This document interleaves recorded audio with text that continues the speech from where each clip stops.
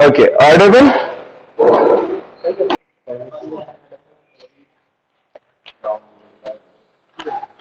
समझे? अब तो कोई इश्यू नहीं। वही हम कह रहे थे कि अगर तुम्हारा केस एंटी क्लॉकवाइज का है तो ठीक चल रहा है, बट अगर क्लॉकवाइज हो गया तो इनिशियल फेज हो जाएगा माइनस, यहां पे प्लस, इनिशियल फेज यहां पे क्या लोगे? Minus, plus. ठीक। अगर मान लो तुम्हें सेकेंड रिलेशन से नहीं जम रहा तो ऐसे याद कर लो कि अगर मोशन एंटी क्लॉकवाइज डायरेक्शन में तो इनिशियल फेज कैसा आएगा? प्लस में आएगा। और मान लो अगर आपका केस क्लॉकवाइज है तो फिर आपका इनिशियल फेज कैसा आएगा? Negative, negative, negative.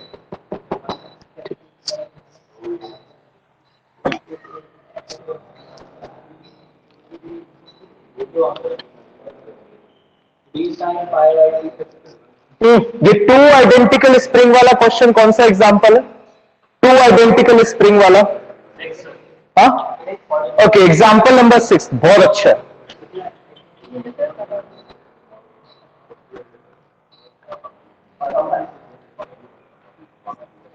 ध्यान है, जब अपन motion of a loaded spring पढ़ रहे थे तो उसमें जब अपन ने बीच में मास लगाया था और दो स्प्रिंग आजू बाजू थी और दोनों का स्प्रिंग कांस्टेंट सेम है, तो हमें ये तो पता है कि आंसर आना है क्या? 1/2 पाई रूट m/2 के। उसको प्रूफ करना है कैसे? हाँ, वही दिया क्वेश्चन पर, एग्जाम्पल में वही दिया। हाँ, लो पढ़ गया।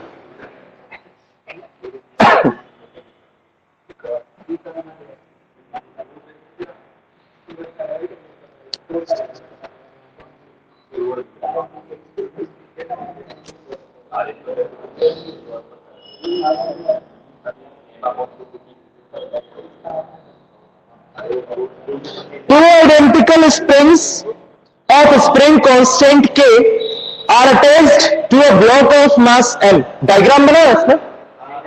बना है ना? नेक्स्ट पेज पे, नेक्स्ट पेज पे। Okay. And two fixed supports as shown in. Show that when the mass is displaced from its equilibrium position on either side, it executes a simple harmonic motion. Find the period of oscillation. बहुत ही simple सा proof देखो।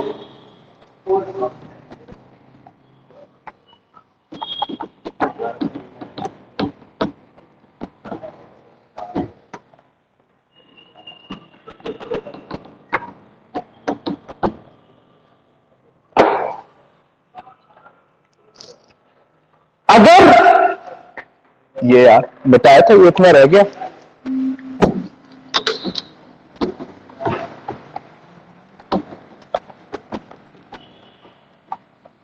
देखो, in case आपकी एक spring हुई stretch और यहां पहुंच गया मास, तो दूसरी हो जाएगी कंप्रेस। ठीक, इनिशियल पोजीशन होनी चाहिए थी ये, एक में जितना एक्सटेंशन हुआ दूसरे में उतना कंप्रेशन हुआ। मान लो यहां से एक्स एक्सटेंड की तो दूसरी स्प्रिंग एक्स क्या हो गई? कंप्रेस। दोनों का एक्सटेंशन और कंप्रेशन क्या है? सेम, बिकॉज दोनों का फोर्स कांस्टेंट क्या है? के। ठीक, पहले वाले के लिए अगर आप रिस्टोरिंग फोर्स की वैल्यू निकालोगे तो वो आएगी -kx। Restoring force at displacement x कितना हो जाएगा? -kx। और दूसरे वाले के लिए अगर रिस्टोरिंग फोर्स की वैल्यू निकालोगे दूसरी स्प्रिंग के लिए तो वो भी हो जाएगी -kx, क्योंकि उसमें भी कितना हुआ डिस्प्लेसमेंट? x। माना कि कंप्रेशन हुआ, एक जगह एक्सटेंशन हुआ, एट द एंड तो डिस्प्लेसमेंट हुआ और दोनों का डिस्प्लेसमेंट x और x है, तो दोनों में जो रिस्टोरिंग फोर्स डेवलप होगा वो -kx और -kx होगा। और अगर आप दोनों को ऐड कर दो तो total restoring force of the system आ जाएगा F is equal to -2kx आ जाएगा। तो पूरे के पूरे सिस्टम में भी जो रिस्टोरिंग फोर्स है वो प्रोपोर्शनल टू x आ रहा है। देखो, प्रोपोर्शनल टू क्या आ रहा है? x। मतलब कि आपकी स्प्रिंग अभी भी क्या कर रही है, एसएचएम। ये एसएचएम का फोर्स लॉ है, F is proportional to X. तो यहां से आप एक चीज, हाँ बेटा, क्वेश्चन में सेम दिया, एनसीईआरटी में जो एग्जांपल दिए उसमें सेम दिया, दोनों का स्प्रिंग कांस्टेंट सेम। ठीक, तो मैं ये कह रहा हूं कि F is proportional to X, पूरा का पूरा सिस्टम भी फॉलो कर रहा है, मतलब कि पूरा का पूरा सिस्टम क्या कर रहा है, एसएचएम। तो पहली कंडीशन क्वेश्चन की वही लिखी थी कि proof that the system is doing the SHM, हो गया। ठीक, अगर f is equal to -2kx है, ठीक, तो इस इक्वेशन से आपका मान लो टाइम पीरियड निकालना है। टाइम पीरियड होता है 1/2 pi root of spring factor upon mass factor या मास फैक्टर अपॉन रूट क्या, अच्छा mass, mass factor upon spring factor, यही तो निकालना है, पूरे सिस्टम का टाइम पीरियड निकालना।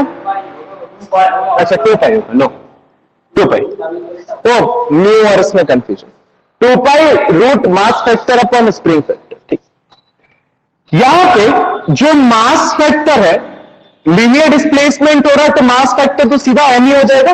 मास, मास कितना है, इसका मास जो होगा एम। ठीक, इस इक्वेशन से अगर स्प्रिंग फैक्टर देखा जाए तो वो हो जाएगा 2k। देखो कितना स्प्रिंग फैक्टर, 2k, क्योंकि x के साथ जो वैल्यू है वही तो स्प्रिंग फैक्टर है, तो you can say this is 2k। If you will put the formula t is equals to 2 pi root m upon 2k, आगे टाइम पे। तो मैथमेटिक्स कुछ नहीं, थ्योरेटिकल है, राइट। तो प्रूफ बहुत सिंपल है। प्रूफ की जो जिस्ट है वो ये है कि दोनों में जो डिस्प्लेसमेंट होगा वो सेम होगा, क्योंकि दोनों की स्प्रिंग कांस्टेंट क्या है, सेम। तो अगर एक के लिए फोर्स लॉ लगाओगे तो वो हो जाएगा F is equals to -kx, और दूसरे का रीस्टोरिंग फोर्स के लिए लगाओगे तो F is equals to again -kx, और टोटल अगर रीस्टोरिंग फोर्स निकालना है तो कितना हो जाएगा, -2kx। x के साथ वाली वैल्यू स्प्रिंग फैक्टर और मास फैक्टर ऑलरेडी है मास, दोनों को डिवाइड करो, टाइम पीरियड। बेटा ये एसएचएम का ही तो इक्वेशन है, सिंपल हार्मोनिक मोशन का फोर्स लॉ क्या है, restoring force is proportional to the displacement but in the opposite direction. This can show that the motion is SHM, simple harmonic.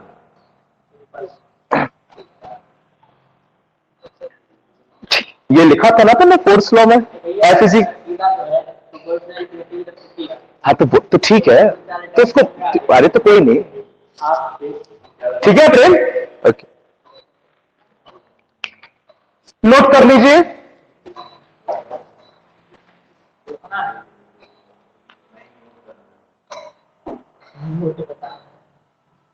एक तो होमवर्क दिया था मैंने ब्लॉक वाला, किया नहीं होगा, कर लिया था, आगे थे आंसर्स।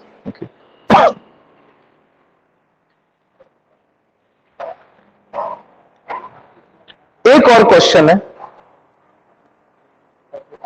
ये 5 kg कॉलर वाला क्वेश्चन दिया है क्या उसमें, कौन सा एग्जांपल है, 8, ओके, एग्जांपल नंबर 8, बिना आंसर देके सॉल्व करो, simplest example of the NCERT, simplest example. Hello, कहा हो, चलो हमने सोचे तुम बताइए होंगे, वो क्या बोलते हैं, क्लिनिक पे, कहीं नहीं, भाई नहीं है, चलो ठीक है, शाम को, ओके।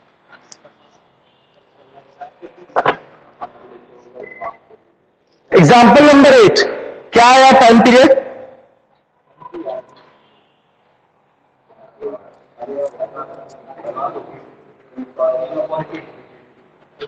हाँ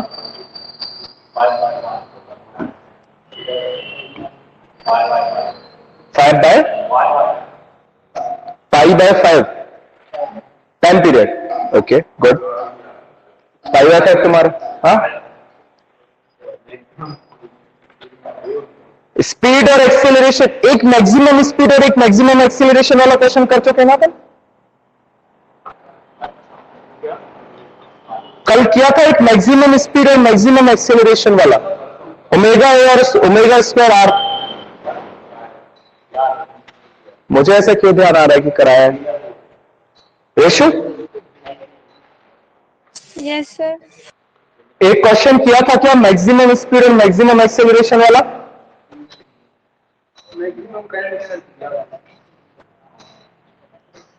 मैक्सिमम काइनेटिक है। किया था ये अच्छा, बीच में किया था, बीच में कहीं, अरे मतलब कॉन्सेप्ट्स के टाइम पे एक न्यूमेरिकल किया होगा, क्योंकि मुझे ध्यान है कि एक बार मैं आपको बता चुका हूं।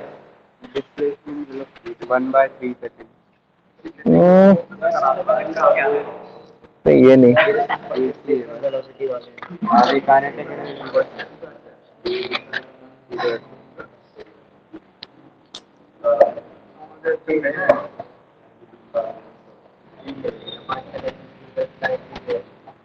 चलो कोई नहीं, करो करो करो, आ जाएगा।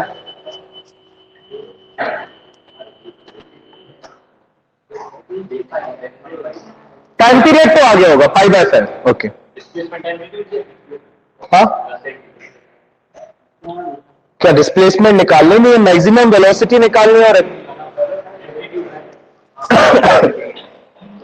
हाँ, वो एम्पलीट्यूड दिया है 10 सेंटीमीटर।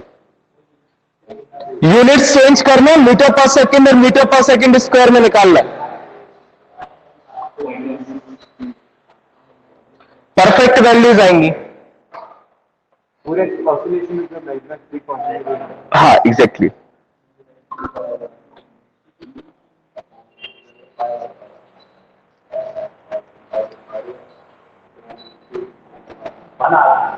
क्या?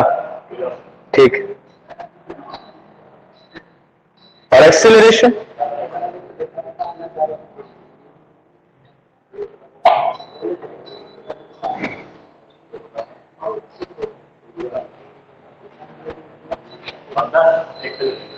दस।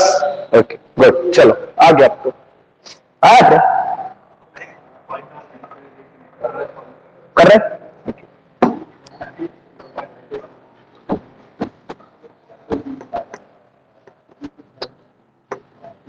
ये देखो, जो कर रहे हैं वो करो, जो नहीं कर रहे हैं वो देखो। ये रहा time period 2 pi root M, मतलब 5 kg, और के 500 दिया, 500। सॉल्व करोगे, ठीक है, ये गया 110, 2 पाई/10 मतलब पाई/5, ये तो आ गया टी। ठीक, अगर वेलोसिटी और एक्सेलरेशन निकालने पूछ रहा है और आपको मैक्सिमम एम्पलीट्यूड दे रहा है, तो आपको पता है वेलोसिटी ए ओमेगा और एक्सेलरेशन आपका A omega square, where A is what? Amplitude. A क्या है? एम्पलीट्यूड। तो आपको चाहिए कुल मिला के क्या? ओमेगा। क्या चाहिए कुल मिला के? ओमेगा होता है 2 पाई/टी,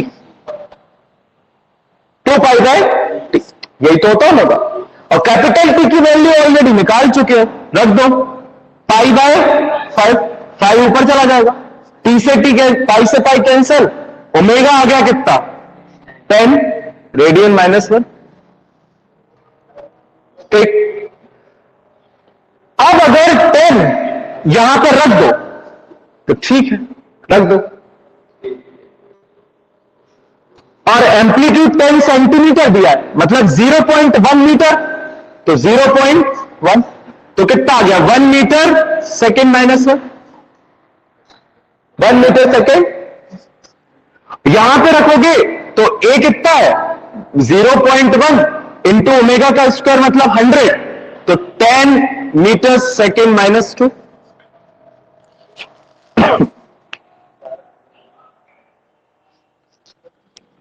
सेकेंड -1 है इसकी यूनिट।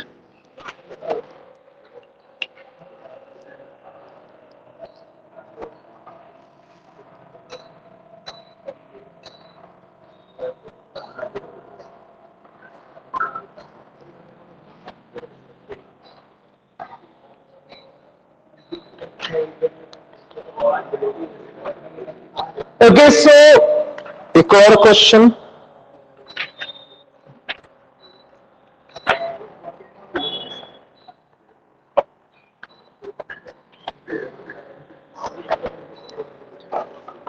देखो 12th वालों का वो आ गया है, नहीं पैटर्न। तो अगर 12th के पैटर्न पे जैसे जिन जिन स्कूल्स ने 11th के एग्जाम्स लिए थे, जिन जिन स्कूल्स ने वो 55 क्वेश्चंस वाला पैटर्न कौन कौन से स्कूल ने फॉलो किया था? केवी ने, गुरु नानक ने, और नहीं गुरु नानक ने किया था, महर्षि ने नहीं किया और सेंट जॉन्स ने नहीं किया। आपको जितने क्वेश्चंस थे उतने ही वो मार्क्स थे, है ना? है ना?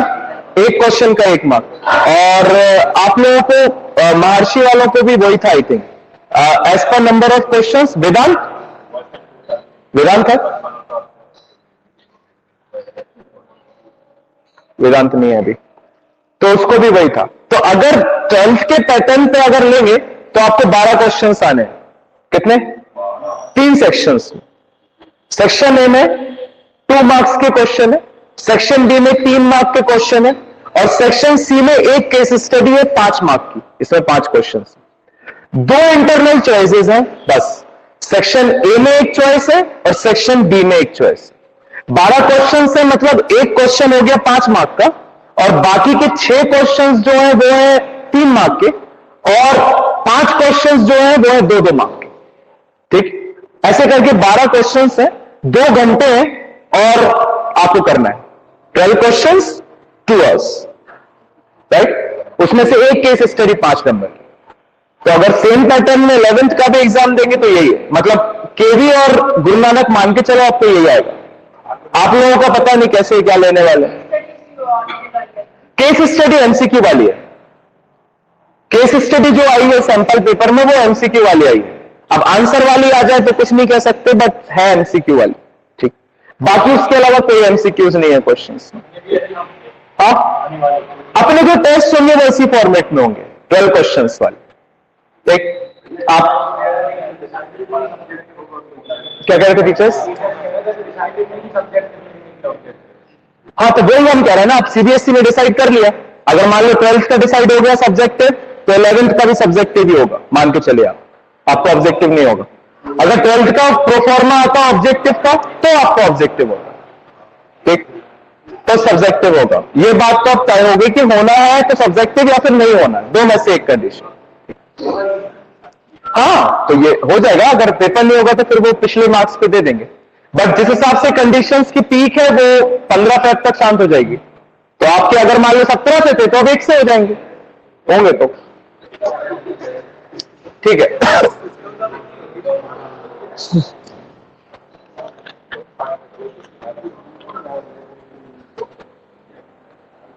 देखने में तो बहुत सिंपल लग रहा है, 12 क्वेश्चन 2 घंटे बहुत होते हैं, बट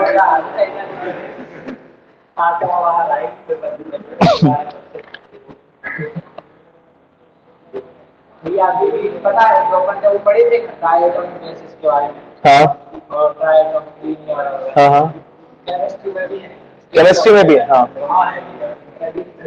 हाँ, केमिस्ट्री में, लेकिन वो कोर्स से रिड्यूस हो गई है, kinetic theory states of matter में जो दी थी।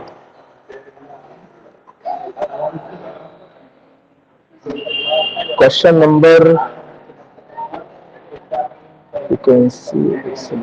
ओके, एनसीईआरटी का क्वेश्चन नंबर 9 करिए। इतने क्वेश्चंस करने के बाद ना you should know how to solve the question number 9। NCERT question number 9, a spring of force constant 1200 newton metre -1, यही है क्या? दूसरा है एग्जाम्पल नहीं, क्वेश्चन 9 कह रहा हूं बेटा, क्वेश्चन 9। हाँ, 1200 न्यूटन मीटर -1। हाँ, करो इसको सॉल्व। एग्जाम्पल नहीं, क्वेश्चन नंबर 9, ध्यान रखो एक्सरसाइज का।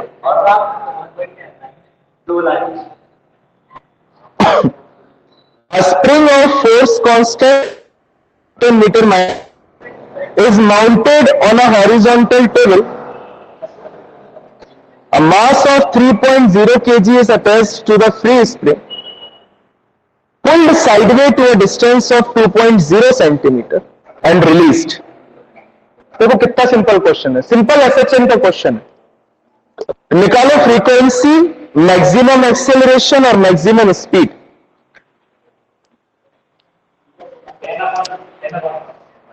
क्या कितनी है फ्रीक्वेंसी?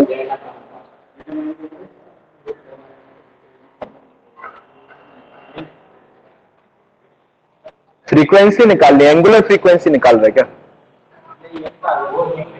हाँ म्यू निकाल, हाँ तो निकालो। कितनी है तुम्हारी? 10/पाई। हाँ सॉल्व करो 3.14 रख के।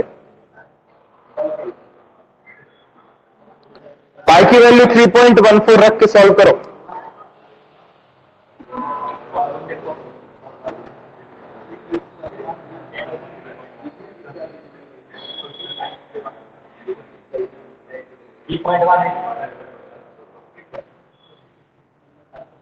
एक्सेलरेशन कितना आया? हाँ frequency 3.18 second minus, okay. Acceleration कितना आया और वेलोसिटी कितनी आई मैक्सिमम?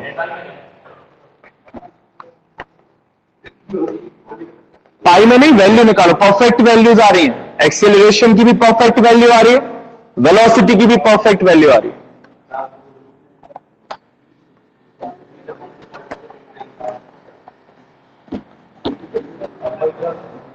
एक्सेलरेशन 8 आ रही है। कितना आ रही है एक्सेलरेशन बेटा? 8। Very good, 8 metre second minus 2। Velocity ratio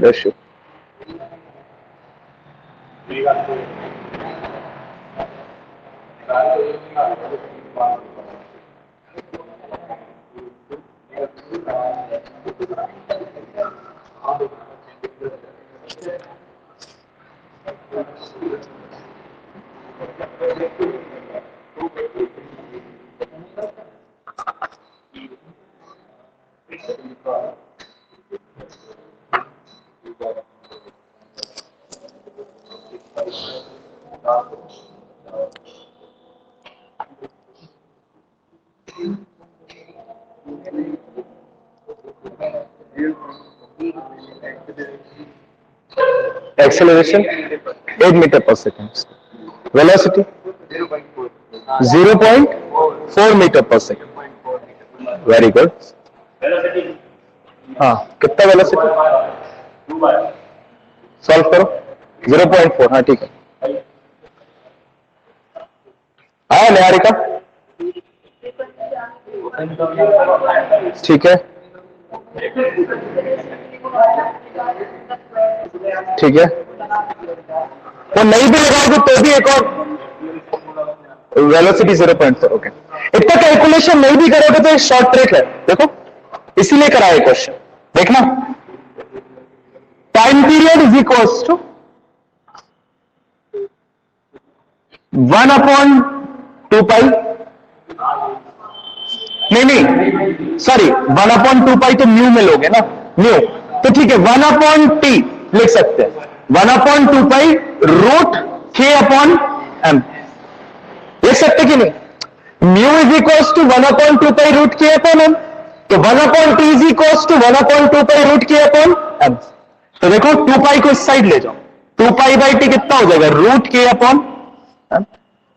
तो ओमेगा, हाँ ठीक है बस एक्सेलरेशन ओमेगा, ये माइनस 2π/t क्या है? नहीं प्लस ओमेगा। हाँ मतलब अगर वैसे देखोगे तो माइनस में आएगा, अगर साइन भी लगाओगे तो ठीक। हाँ कोई इशू। देखो रूट k/m है, ये ओमेगा हो गया ना, ठीक। अब देखो अगर सिर्फ आपको क्या निकालना है? एक्सेलरेशन, वो होता है ओमेगा स्क्वायर है, मैक्सिमम एम्पलीट्यूड की वैल्यू दी है, ओमेगा कितना हो जाएगा? k/m। k/m सीधा रख सकते, कितना है? 1200, और m कितना है? 3, तो 1200/3 400, तो 4 इंटू a, जितना भी हो, ये था 1200/3 इंटू कैपिटल स्मॉल एक्सेल कितना amplitude 2/100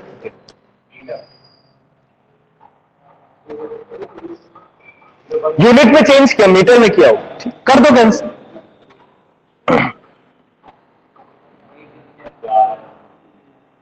8 metre second minus 2। Velocity निकालनी है तो वेलोसिटी भी आ जाएगी। देखो वेलोसिटी हो जाएगा ए ओमेगा, ओमेगा फिर से रूट के बाय एम, तो रूट के अंदर कितना 400, ठीक, तो 20, तो 20 बाहर इंटू ए कितना है वही 2/100 आ गया 0.4। ये ज्यादा सिंपल है ना। तुमने कैसे किया था ओमेगा निकाल के? हाँ तो ठीक, हाँ तो सिंपल था, उसमें तो कलाकारी कुछ नहीं है ना, तो उसमें हमारी उससे आ रही है ना तुम्हारी। हाँ बेटा ये फोर्स लॉ से भी तो निकाल सकते हैं ना एक्सेलरेशन? बिल्कुल निकाल सकते हो, 3 तरीकों से निकाल सकते हो। वही कि उसमें, हाँ, उसमें ना तो हमारी कोई कलाकारी है ना तुम्हारी कोई कलाकारी है, तो वैल्यू सेम ही आएगी। वही हम कह रहे हैं, तरीके अलग अलग, जिसको जो हिट कर जाए उससे निकाल लो।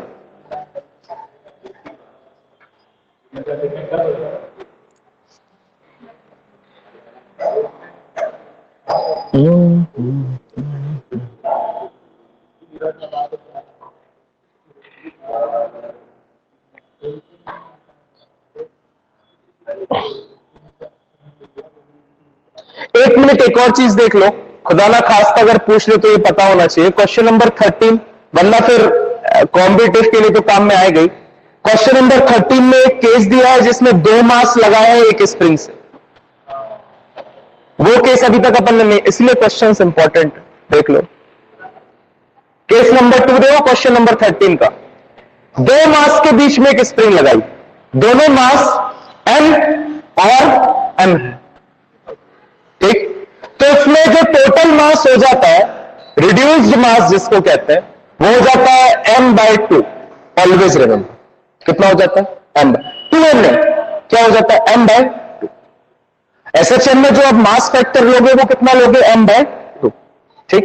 ये रिड्यूस्ड मास अभी अपन ने नहीं पढ़ा है, मैथमेटिकल है, अपन को है नहीं, बस आपको ध्यान रखना, राइट। एज अ ट्रिक गुटका कह सकते हो। हाँ, वो IIT JEE के आते ना, वो गुटका आते छोटे छोटे, हो उसमें रिड्यूस्ड मास, इसका फॉर्मूला ये होता है, आई थिंक जितना मुझे ध्यान है, m1 into m2 upon m1 plus m2, ये होता है। अगर 2 मास में एक स्प्रिंग लगी तो अगर दोनों सेम लोगे तो ये देखो m² हो जाएगा और नीचे बचेगा 2m, तो m² अपॉन 2m कितना हो जाएगा m/2, है ना। तो ये फॉर्मूला अगर नहीं याद रखना तो सीधा याद रखो, अगर 2 सेम मासेस लगे तो क्या हो जाएगा m/2। इतना डिफिकल्ट तो सीबीएसई नहीं करेगा कि दोनों अलग अलग ले, अलग अलग लेगा, तो ये है formula m1 into m2 upon m1 plus m2, ठीक। तो उसमें बस ये, बाकी और उसमें कोई ताना कस्तीनी नहीं है, फिर सिंपल है क्वेश्चन, टाइम पीरियड निकालना। हाँ हाँ, ये वहीं से है, रिड्यूस्ड मास का फॉर्मूला। जैसे नहीं, सेंटर ऑफ मास अलग मैथमेटिकल कॉन्सेप्ट है, ये अलग मैथमेटिक, बाकी प्रेडिक्शन दोनों का सेम ही है। m1 into m2 upon m1 plus m2, ये अच्छा मिल गया आज तो, ये बता दिया। बाकी इसका जब at the end of time period निकालोगे तो सेम वैसे ही आएगा। जब आप एक मास और 2 स्प्रिंग लेते हो ना, बीच में लगाते हो, तो उसमें भी वही है 2π root m/2 k plus k हो जाता है। इसमें भी वही आएगा, क्योंकि फोर्स कांस्टेंट एक स्प्रिंग में तो k ही लोगे और m/2 ले लोगे तो m/2 k, है ना।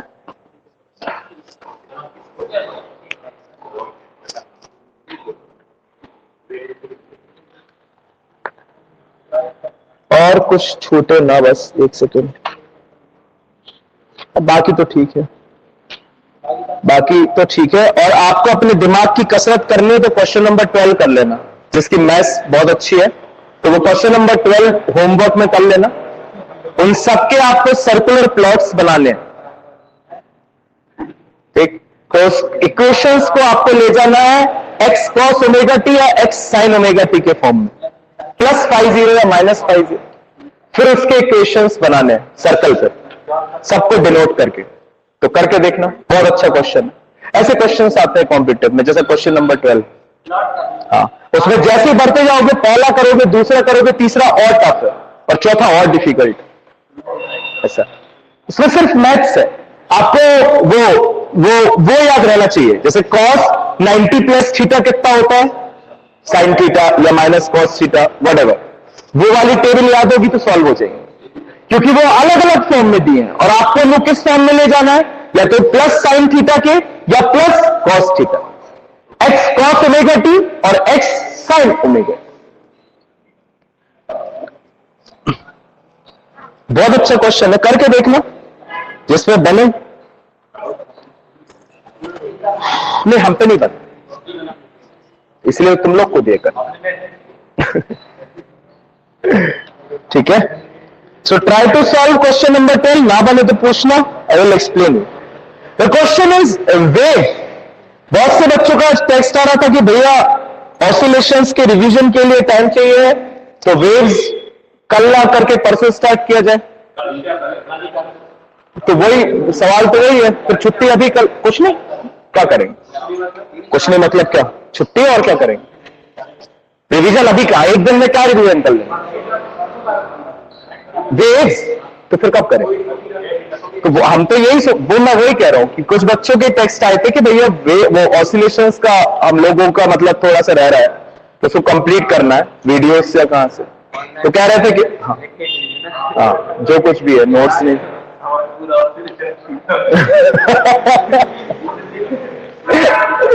तुम भी आटक वीडियो देख लो कल। हाँ, तो वही ना, तो कर लेना, तो वरना फिर वेव्स नहीं समझ में आएगा।